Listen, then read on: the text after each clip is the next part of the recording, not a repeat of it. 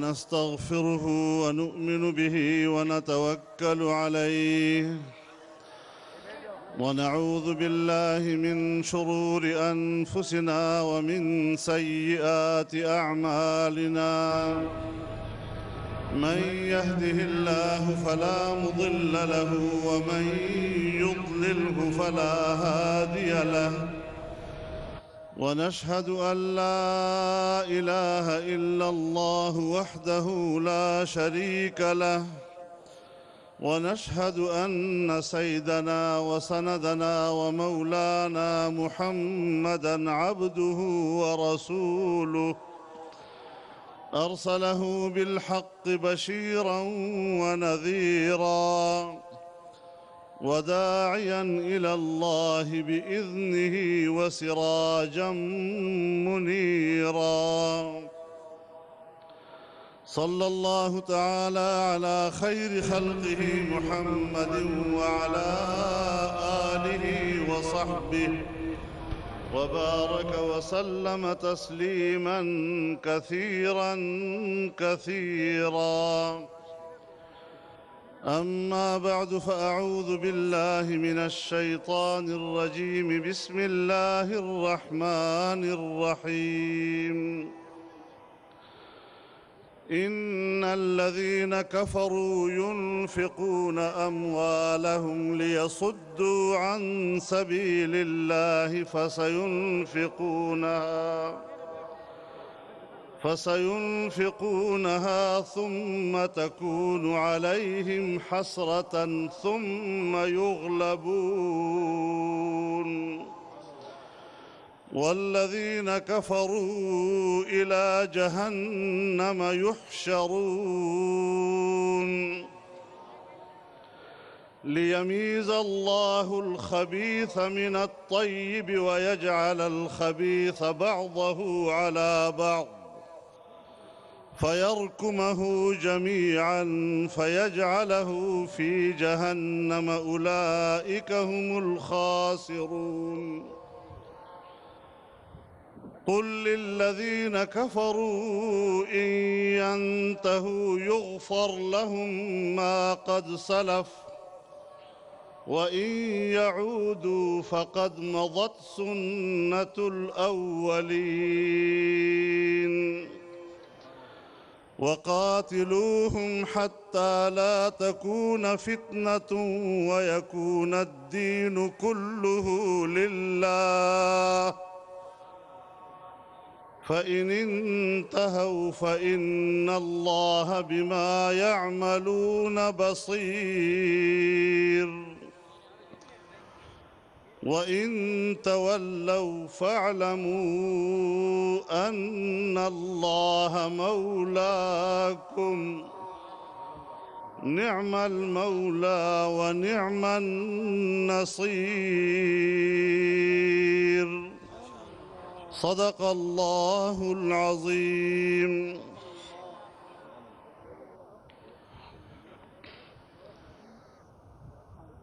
जनाब सदर मोहतरम हज़रत मौलाना अब्दुस्समद साहब हालिजवी दामत बरकातुहुमुल आलिया अकाबिर उलमाए उम्मत ज़ुअमाए कौम बुज़ुर्गान मिल्लत मेरे दोस्तों और भाइयों कराची की सरजमीन पर इंसानों का ये बहर बेकिनार जमीयत उलमाए इस्लाम पर सिंध के अवाम का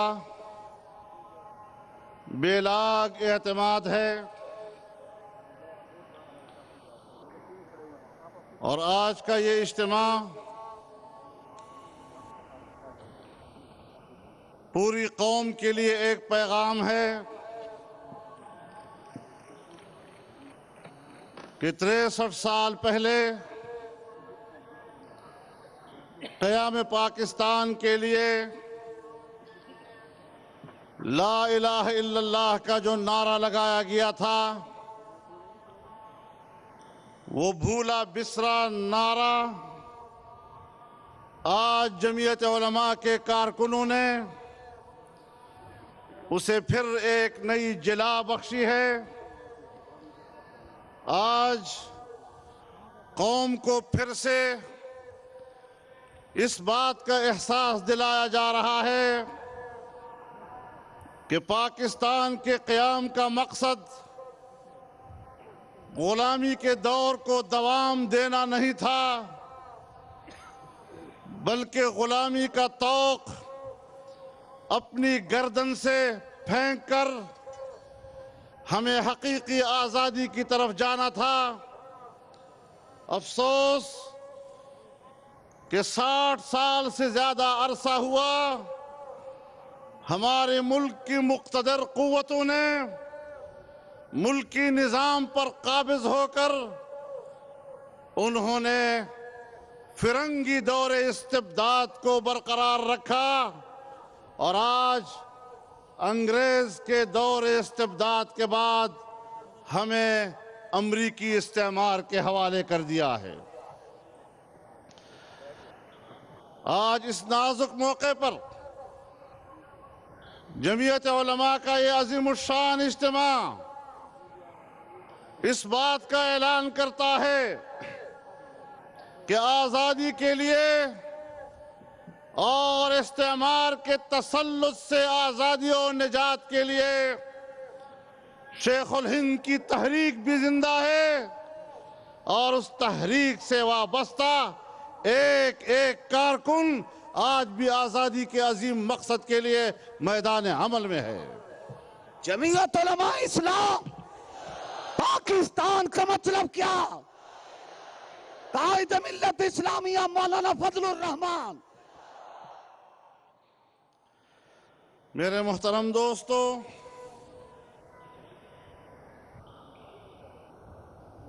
جو پاکستان ایک اسلامی اور فلاحی مملکت کی غرض سے حاصل کیا گیا تھا، اسے پاکستان کی اسٹیبلشمنٹ نے ایک سیکورٹی اسٹیٹ بنا دیا ہے۔ یہی وجہ ہے کہ پاکستان کا سرمایہ، پاکستان کی دولت، وہ پاکستان کی عوام کی فلاح و بہبود کے لیے استعمال ہونے کی بجائے اسٹیبلشمنٹ کی عیاشیوں اور ان کے مفادات کے لیے استعمال ہوتا ہے۔ اور یہی وجہ ہے کہ ہمارے ملک کا 60% سے زیادہ بجٹ آج بھی دفاع پہ خرچ ہو رہا ہے، اور غریب عوام آج بھی بھوک اور افلاس کے ہاتھوں سسک رہا ہے۔ ہمیں اصل مسائل کو سمجھنا چاہیے۔ کوئی شک نہیں ہے اس ملک میں کہ یہاں پر وسائل کا استعمال غلط ہو رہا ہے۔ یہاں ملکی معیشت میں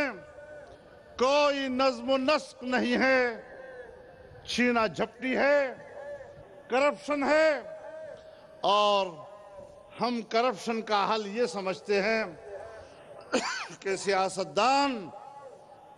ایک دوسرے پر الزامات لگائیں، کرپشن کی بنیاد پر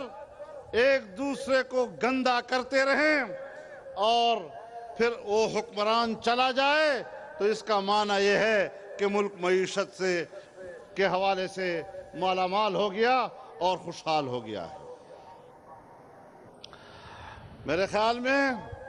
یہ صرف وقتی نعروں کی بات ہوتی ہے۔ جمعیت علماء سنجیدگی سے سمجھتی ہے کہ ہم نے اگر ملک کے اندر معاشی انقلاب برپا کرنا ہے، ایک صحت مند معیشت اگر ہم نے قوم کو دینی ہے، تو ملکی وسائل کے اندر نظم و ضبط پیدا کرنا ہوگا۔ ملکی وسائل کو عوام کی ملکیت بنانا ہوگا، اور ضروری ہے کہ قوم اس بات کا شعور رکھے کہ جو سرمایہ دار اور جو جاگیردار اس ملک کی معیشت کی ناہمواری کا ذمہ دار ہے، قوم ان کو مسترد کر دے اور ان لوگوں کو آگے لائے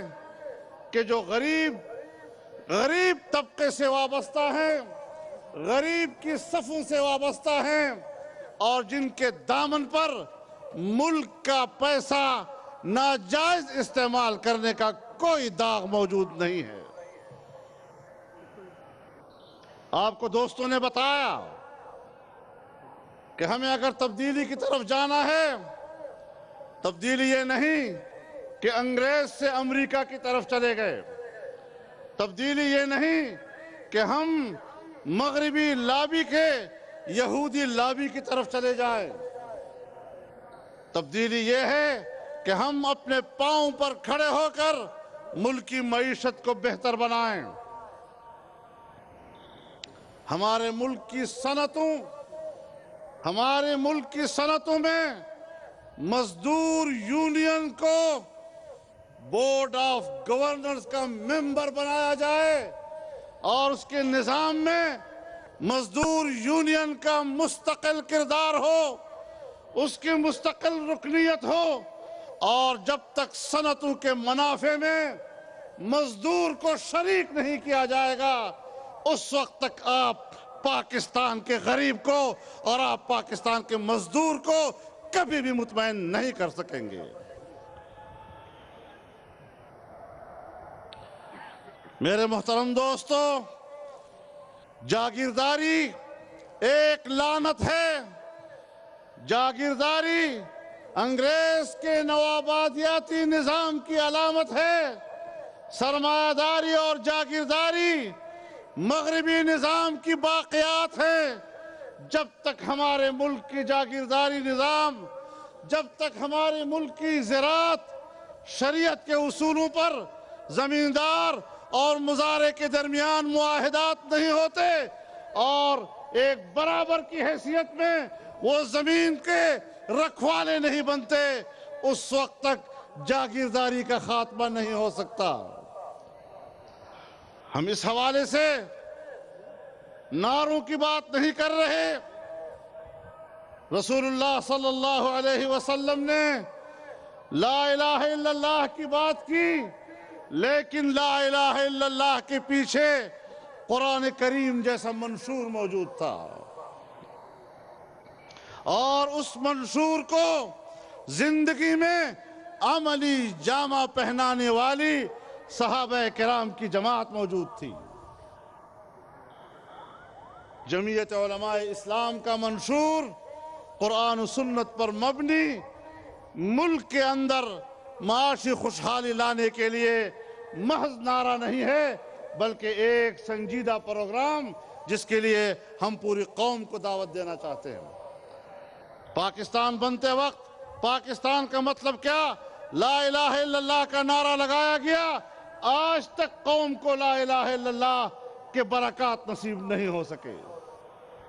پاکستان کی تاریخ میں غریب کے لیے روٹی کپڑا مکان کا نعرہ لگایا گیا، لیکن صرف نعرہ آج بھی غریب کا پیٹ نہیں بھر سکا ہے۔ اگر غریب کا پیٹ بھرنا ہے تو پھر آپ ایک باقاعدہ مستقل نظریہ اور پروگرام قوم کو دیں گے، اور پاکستان کی سیاسی جماعتوں میں جمعیت علماء ایک واحد جماعت ہے کہ جس کے نعرے کے پیچھے ایک باقاعدہ نظریہ اور ایک باقاعدہ منشور موجود ہے، اور ہم پورے دعوے کی بنیاد پر سمجھتے ہیں کہ پاکستان کے نظام میں فلاحی حیثیت کے ساتھ بہتری لانے کے لیے اس سے بہتر منشور کسی جماعت کا نہیں ہو سکتا۔